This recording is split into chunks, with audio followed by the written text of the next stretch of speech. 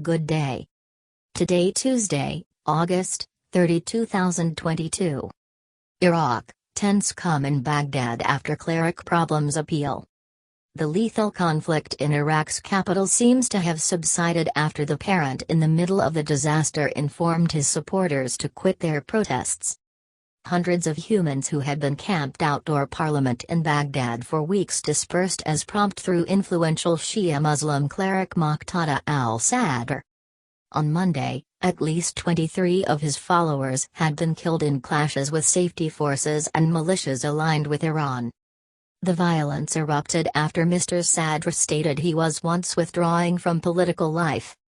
His announcement accompanied months of the impasse over the formation of a new government.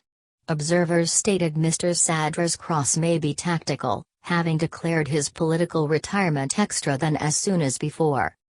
Mr. Sadr's bloc received the most seats in elections closing in October, however he would now not agree to a coalition with the second greatest bloc, comprised frequently of rival, Iran-backed Shia parties.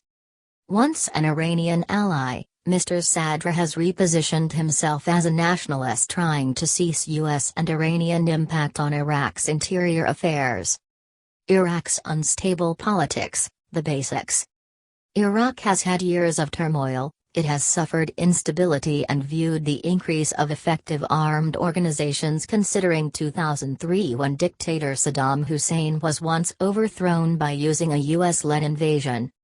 Ordinary lifestyles are hard. The U.S. is wealthy in oil, however many Iraqis go through excessive unemployment, corruption, and a lack of primary services, with successive governments held to blame. Iraq has interior tensions. Its Shia Arab majority grew to become politically effective after 2003, breeding resentment amongst Iraq's Sunni Arabs, Kurds, and other minority communities.